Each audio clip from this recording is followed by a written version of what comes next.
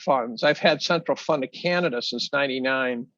I recently bought some PSLV this year, which I've got a lot of silver anyways, but I went longer. I went longer sort of in support of the silver squeeze. And I think those guys have the gold, the silver and gold and whatever, and uranium now. I actually tried to buy the uranium and my brokerage wouldn't let me do it. Well, hopefully, coming, I believe it's at some point next year, they're looking at doing an NYSE listing. So that should be very beneficial for SPUT. By then it'll be bid up, right? By the time it goes public, it'll be bid up. I just decided to go with a boutique uranium equity investing firm. Mm-hmm. They can also probably buy URA. So my guess is I do own URA. That's my guess. Mm-hmm. And uranium's a very long-term bet. So that's a bet that the Japanese are going to shake off Fukushima, that Macron is going to follow through and build more nuke plants, that the green movement, which I consider to be scientifically probably wrong. You can legislate all the green shit you want, but I don't think solar and wind can replace fossil fuels. I just don't think they can do it. And I've been trying to find an article that definitively says, Dave, you're right, or Dave, you're wrong. I haven't been able to find it. I can find propaganda. But I believe fossil fuels are here to stay. And I believe that at some point we're going to go to uranium. And I have this quirky thesis that, you're hearing about the fossil fuel shortages in Europe. And you hear some dire stories about people freezing to death in Europe this winter and stuff like that. And I've heard rumors the US and this and that. In an age of narratives where we keep getting our chains yanked by the authorities, now we got to mask up, we got to vaccinate. And that whole story is both got some facts and filled with crap. Then the question I would add is, if you wanted to sell uranium to the masses, how would you do it? Well, what you would do is you would have a crisis. You would trigger a crisis. And so by the end of this winter, we could have the average American saying, just give me a vaccine and nuclear power. That's all I want. I want to feel safe again, right? And so I think you could bring nukes back, but you could bring them back aggressively if you show the world what it's like to not have power. That's a great point, Dave. And if how deeply have you looked at the uranium supply side of the story? Do you think that there is plenty of supply that can come online, at $50?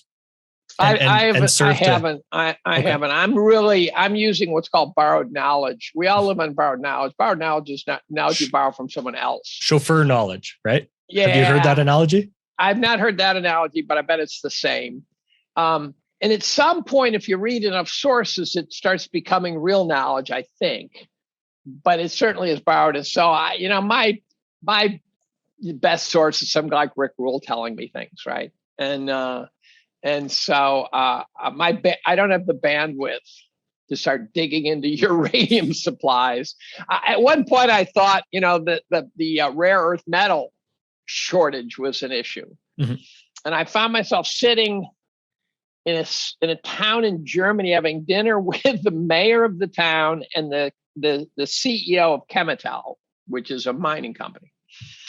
And I asked him, I said, what about this? He said, no, that's just at the current pricing that's being set by China, no one can compete. He said, there's plenty.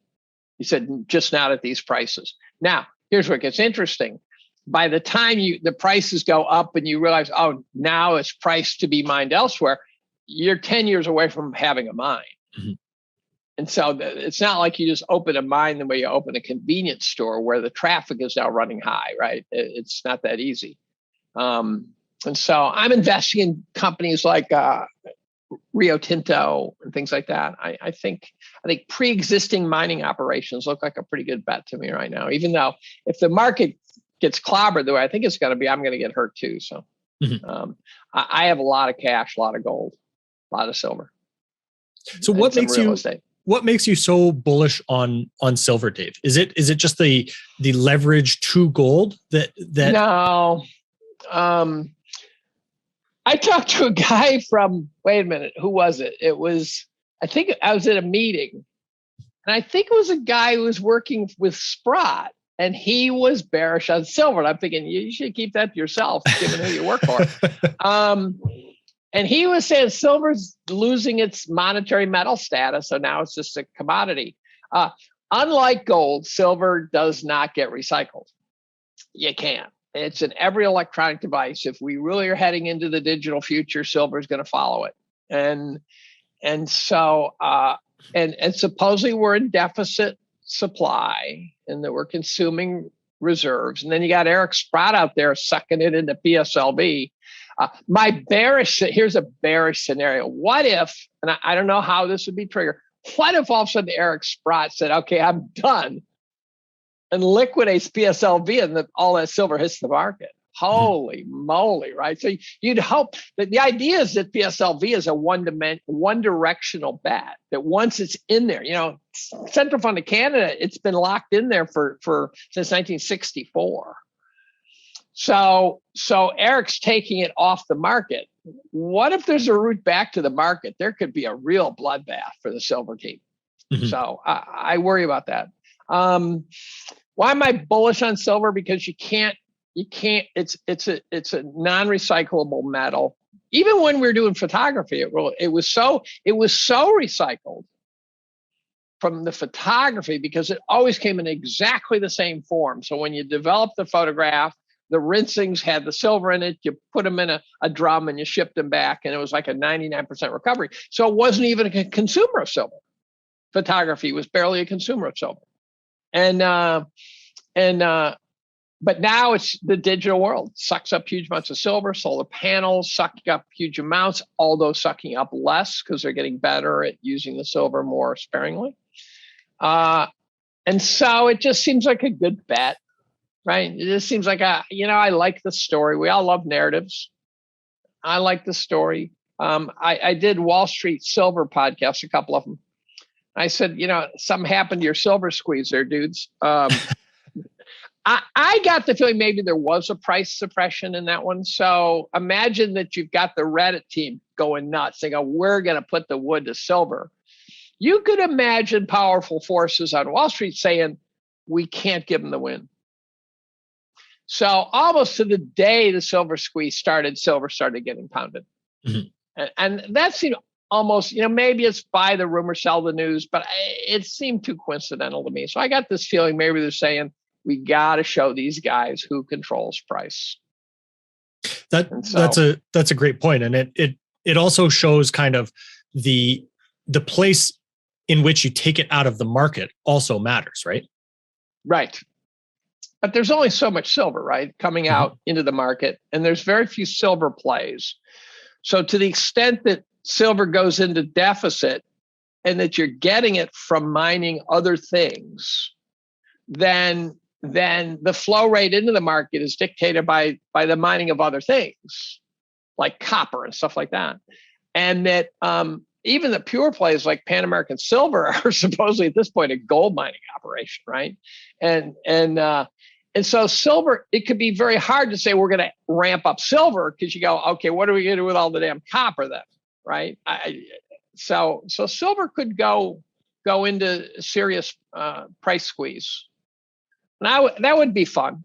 And if silver goes parabolic, if the Wall Street Reddit guys had pulled it off and it did an AMC GME sort of moment, I would have sold into that. I was locked and loaded to sell into that. And what I might have done is, for example, sold into that and moved it over to gold, hoping that then I'd go back to silver after the Reddit team got their ass kicked. Well, that's an interesting point about playing the ratios. I know I talked to Andrew Hosey. He is another YouTuber, and he kind of brought up the idea of switching back and forth from gold to silver at different ratios and showed the math behind it.